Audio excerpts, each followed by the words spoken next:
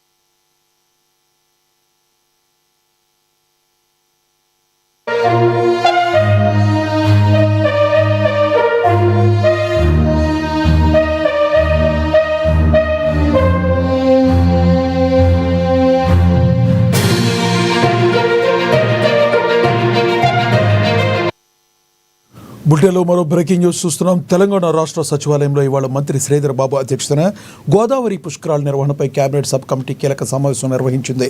2027 June 26 నుండి July 7 వరకు జరిగే ఈ ఆది పుష్కరాలను అత్యంత వైభవంగా భక్తులకు ఎటువంటి ఇబ్బందులు కలగకుండా నిర్వహించాలని ప్రభుత్వం నిర్ణయం తీసుకుంది.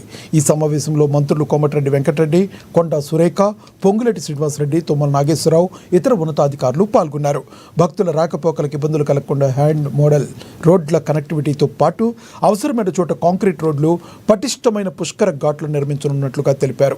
నిజామాబాద్ జిల్లా కందకుర్తి నుండి భద్రాచలం వరకు ఉన్న 100 కిలోమీటర్ల పరివాహక ప్రాంతంలోని కేంద్రాలైన బాసర, ధర్మపురి, మంథని, కాళేశ్వరం వంటి క్షేత్రాల వద్ద ప్రత్యేక ఏర్పాట్లు చేయాలని ఆదేశించారు.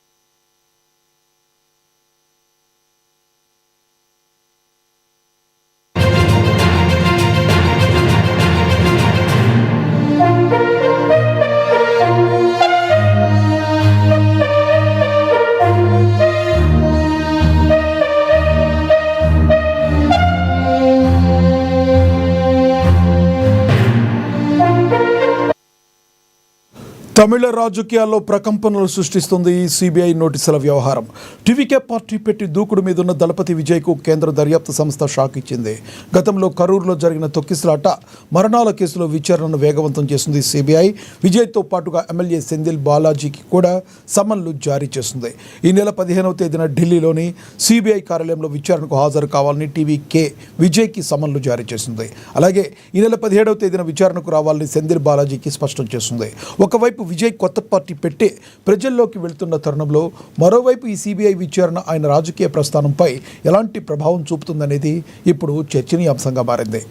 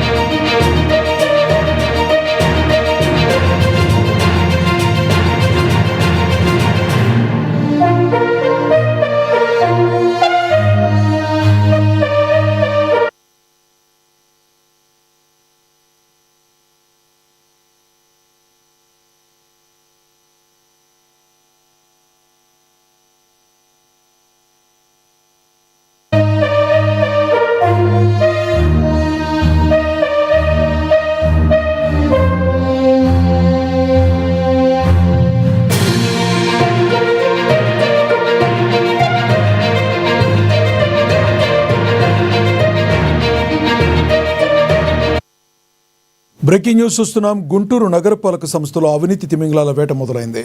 ఏసీబీ డీజీ అతుల్ సింగ్ ఆదేశాల మేరకు ఏఎస్పీ మహేందర్ నేతృత్వంలో అధికారులు కార్పొరేషన్ కార్యాలయంపై విరుచుకుపడ్డారు. బహుళ అంతస్తుల భవనాల అనుమతుల్లో నిబంధనలు ఉల్లంఘనలు జరిగినట్లుగా వచ్చిన ఫిర్యాదులపై తనిఖీలు జరిగాయి. ప్రస్తుతం టౌన్ ప్లానింగ్ విభాగంలోనే రికార్డులను స్వాధీనం చేసుకున్న అధికారులు సంబంధిత సిబ్బందిని విచారిస్తున్నారు. ఈ సోదాలు మరో 2 రోజుల పాటు కొనసాగుతాయని ఏఎస్పీ మహేంద్ర వెల్లడించారు.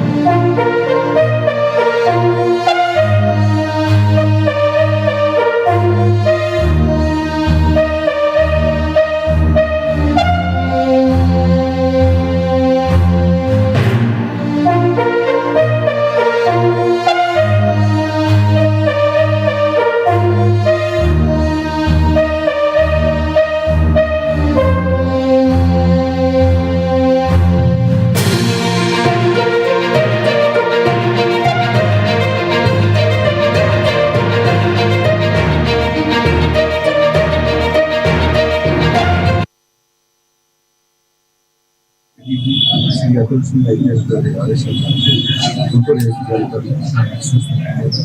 మరియు మా ఇన్స్పెక్టర్స్ నాగరాజు, సురేష్, సుబ్బారావు, ఎస్ఐ సిబ్బంది తదితరులందరూ కూడా ఈరోజు town planning section town planning section ఆకస్మిక తనిఖీ చేయడం జరిగింది. ఈ సపరేట్ చేతిలో బిల్డింగ్ సంబంధించి బిల్డింగ్ ప్లాన్స్ అనేది ఇంట్లో ఉన్న అవసరం క్షుణ్ణంగా పరిశీలించి అలాగే ఇంకేమైనా వైలేషన్స్ ఉన్నాయో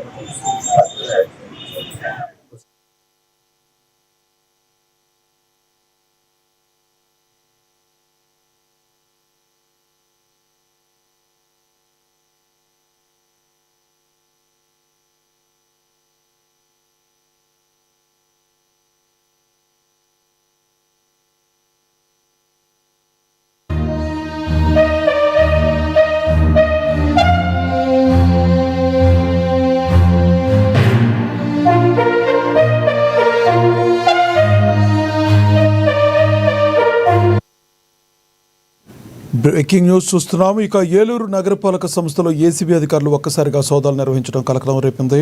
టౌన్ ప్లానింగ్ విభాగంపై వస్తున్న వరుస అవినీతి ఆరోపణల నేపథ్యంలో ఉమ్మడి పశ్చిమ గోదావరి ఏసీబీ డీఎస్పీ కృష్ణారావు ఆధ్వర్యంలో ఈ తనిఖీలు చేపట్టారు. అధికారులు కార్యాలయంలో పలు డాక్యుమెంట్లను క్షుణ్ణంగా పరిశీలిస్తున్నారు. ఏసీబీ దాడుల సమాచారంతో భయాందోళనకు గురైన పలు విభాగాల సిబ్బంది కార్యాలయం నుంచి పరారవడం ఎంతో చర్చనీయాంశంగా మారింది.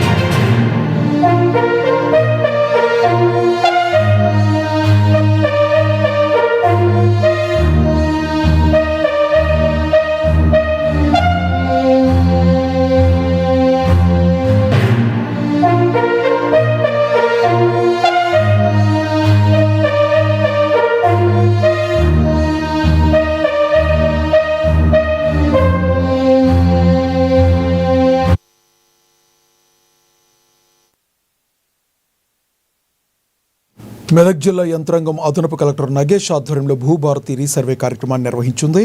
భూ వివాదాల లేని సమాజం కోసం ప్రతి రైతుకు డీజిల్ భూదార్ అందిస్తామని వారు తెలిపారు. ఈ రీసర్వే ద్వారా ప్రతి భూ కమతాన్ని ఆన్లైన్ పరుస్తామని, దీనివల్ల విదేశాల్లో ఉన్నవారు సైతం తమ భూమి వివరాలను పక్కాగా చూసుకోవచ్చునని వివరించారు. జిల్లాలోని 24 గ్రామాల్లో శాస్త్రీయ పద్ధతిలో ఈ పనులు సాగుతున్నాయని, రైతులు ఈ ప్రక్రియకు సహకరించి తమ భూ హక్కులను భద్రపరచుకోవాలని అధికారులు సూచించారు. ప్రతి నంబర్కు చిన్న నంబర్ హక్కు ఎడా ఉన్నదో ఆ హక్కుని భూమి పత్రం మీద చిత్రపటంలో దాన్ని నివృత్తి చేస్తాం. అంటే నీ భూమి ఈ పటం మీద భూమి ఎట్లా ఉంటుందో భూమి కూడా అలాగే ఉంటుంది. అంటే పొజిషన్ ఉంటుంది అన్నట్టు. అంటే రిప్లికా అంటే ఇక్కడ మొత్తం ప్రతిబింబిస్తుంది అన్నట్టు. భూమిని పొలం ఎట్లుంది ఆ పొలం అన్నది చిత్రపటం చూస్తున్నట్టయితే ప్రతిబింబించాలి. దాని ప్రకారంగా హక్కుదారులకు మాత్రం ఉంటుంది. ఇప్పుడు మీరు చెప్పే మొత్తం హక్కులలో కొన్ని భిన్నమైన వ్యత్యాసాలు ఉన్నవి, కొన్ని వివాదాలు ఉన్నవి. ఆ వివాదాలకు కూడా పరిష్కారం దొరికే మార్గం ఉంది ఈ సర్వేలో. ఎందుకంటే వచ్చేస్తాం మనం, వచ్చిన తర్వాత మీ భూమికి సంబంధించింది దాని కొన్ని కోఆర్డినేట్స్ మొత్తం కూడా రికార్డ్ చేసి అది ఎవరు కూడా చెప్తానుకుండదు. గతంలో మనకు ఈ కోఆర్డినేట్స్ రికార్డ్ చేసే అవకాశం లేదు. మీరు గమనించుంటారు బహుశా. గతంలో మనం ఫోన్ చేయాలంటే ఎక్కడికో పోయి ఫోన్ చేయవలసిన పరిస్థితి ఉండే. 50 సంవత్సరాలకు ఒకసారి సర్వే కావాలి, కానీ 100 సంవత్సరాలైనా తెలంగాణ ప్రాంతం సర్వే కాలేదు. ఇంకో విచిత్రం ఏంటంటే భారతదేశంలో ఉన్న అన్ని రాష్ట్రాల్లో సర్వే జరిగింది, కానీ ఆంధ్రప్రదేశ్లో ఉన్నటువంటి తెలంగాణ రాష్ట్రం మాత్రం సర్వే కాలేదు. బీదర్లో మన కర్ణాటకలో బీదర్ గెలిచినప్పుడు అది కూడా అక్కడ సర్వే అయింది, కానీ తెలంగాణ ప్రాంతం సర్వే కాలేదు. ఈ సర్వే కాకపోవడం వల్ల ఇక్కడ ఉన్నటువంటి సర్వే లోపాలు, అంటే అప్పుడు ఉన్నటువంటి సంబంధించిన టీపర్స్ కానివ్వండి, నక్ష కానివ్వండి, దానికి ఒక పీరియడ్ 50 సంవత్సరాలు ఉంటుంది. 50 సంవత్సరాల తర్వాత చిరిగిపోవడము, కనబడకపోవడము, ఇలాంటి దానివల్ల రైతులకు. రాజన్న సిరిసిల్ల జిల్లా తంగళపల్లి మండల రైతులు సాగునీటి కోసం రోడ్డెక్కారు. 11వ ప్యాకేజ్ కింద LM6, LM4 కెనాల్ పనులను తక్షణమే పూర్తి చేయాలని డిమాండ్ చేస్తూ మానేరు వాగు బ్రిడ్జిపై రాస్తారోకో చేపట్టారు. ఈ పోరాటానికి బీజేపీ జిల్లా అధ్యక్షుడు రెడ్డిపోయిన గోపి మద్దతు ప్రకటించారు. సుమారుగా 15 గ్రామాల్లో 10,000 ఎకరాలకు సాగునీరు అందించే ఈ ప్రాజెక్టుపై ప్రభుత్వం, మాజీ మంత్రి కేటీఆర్ మౌనం వహించడం సరికాదని బీజేపీ నాయకులు విమర్శించారు. కాగా ధర్నా చేస్తున్న రైతులను, బీజేపీ నాయకులను పోలీసులు అరెస్టు చేసి స్టేషన్కు తరలించారు.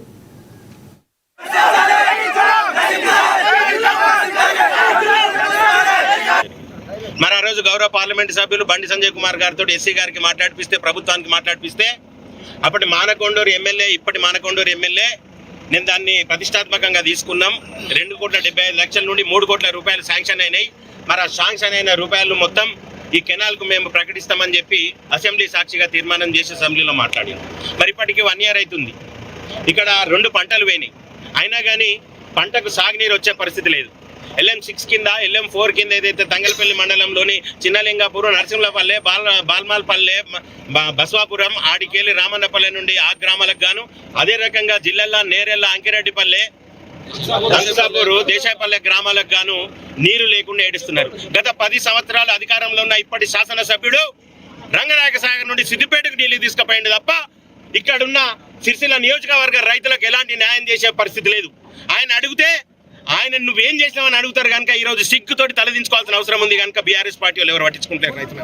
అదే రకంగా 2.5 సంవత్సరాలైంది కాంగ్రెస్ పార్టీ అధికారంలోకి వచ్చి అసెంబ్లీ సాక్షిగా మాట్లాడి ఏడాది అయినా కానీ ఇంతవరకు ల్యాండ్ యాక్విజిషన్ కూడా జరుగుతలేదు. మరి ఆ 3 కోట్ల రూపాయలు దేనికి కేటాయించారు? మరి ఇక్కడ ఉన్న రైతన్నలకు ఎన్నో నీళ్ళు వస్తాయి, వాళ్ళ పంటలు సస్యశ్యామలం అయ్యేదన్నాడు, వాళ్ళకు సాగునీరు వచ్చేదన్నాడు అని చెప్పి చెప్పాల్సిన అవసరం ఈ రోజు ప్రభుత్వానికి ఉన్నది. మరి మేడ్చల్ జిల్లా కుత్బుల్లాపూర్ నియోజకవర్గంలో స్వచ్ఛ ఆటో కార్మికులు ఆందోళన బాటపట్టారు. సీఎం రేవంత్ రెడ్డి తమ మనోభావాలను దెబ్బతీసేలా మాట్లాడారంటూ సుమారుగా 500 మంది ఆటోలతో HMT డంపింగ్ యార్డ్ వద్ద నిరసన తెలిపారు. సీఎం తన వ్యాఖ్యలను వెనక్కి తీసుకుని బహిరంగ క్షమాపణ చెప్పాలని కార్మికులు డిమాండ్ చేశారు. గత ప్రభుత్వం ఇచ్చిన పాత ఆటోలతోనే సేవ చేస్తున్నామని, తమ సమస్యలను పరిష్కరించాల్సింది పోయి విమర్శలు చేయడం సరికాదని మరి కార్మికులు తీవ్ర ఆవేదన వ్యక్తం చేశారు. రేవంత్ రెడ్డి సీఎం గారు, తెలంగాణ సీఎం గారు అసలు చెత్త బండ్లు నడవటం లేదు, చెత్త బండ్లు అసలు నిర్లక్ష్యం ఉంది, బండ్లు అసలు రావట్లేదని అంటున్నారు. ఇప్పుడు బేట్లో చూస్తే దగ్గర 100 నుంచి 200 వరకు బండ్లు మా కార్మికులందరూ కూడా ఆపుకోవడం జరిగింది. రోజు పొద్దున 4 గంటలకు లేచి 5 గంటలకు వెళ్ళి స్కానింగ్ చేసుకొని ప్రతి విషయాన్ని కూడా హెడ్ ఆఫీస్ కూడా ప్రతిరోజు వెళ్తుంది, బండి వచ్చేది రాంది.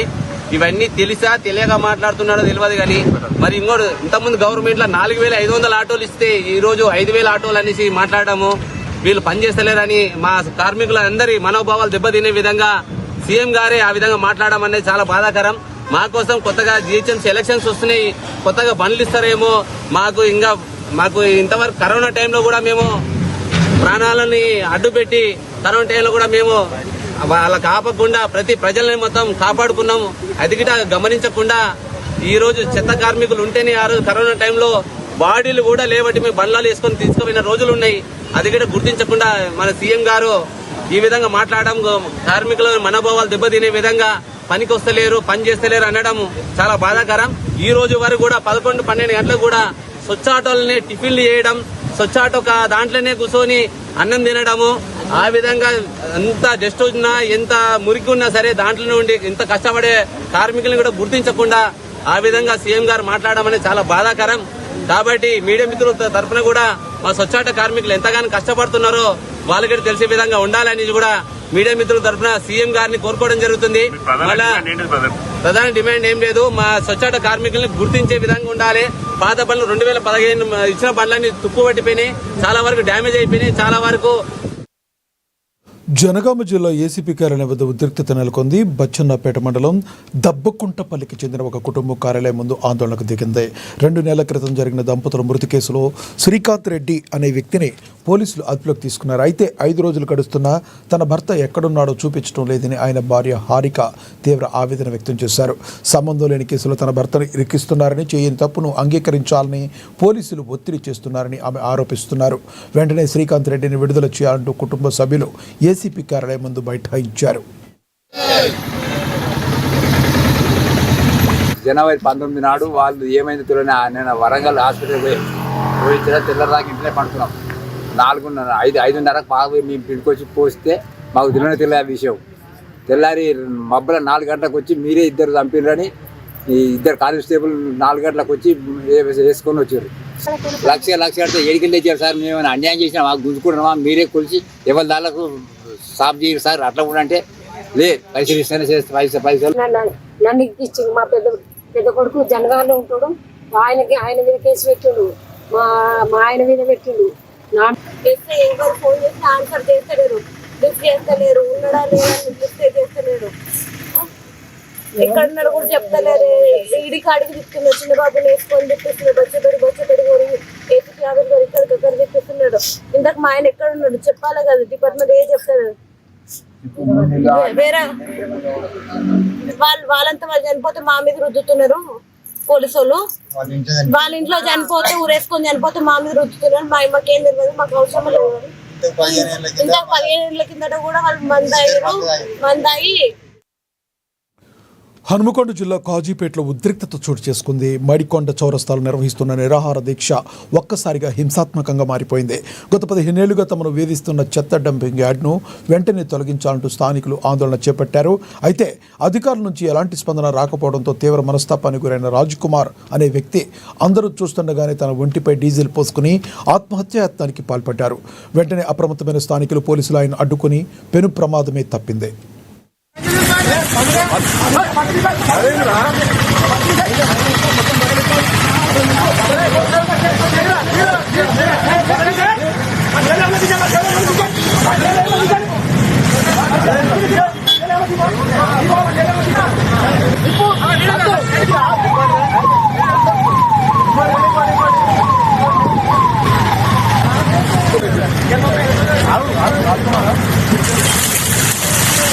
గత 15 సంవత్సరాలుగా మడికొండ వాసులు పడుతున్న బాధను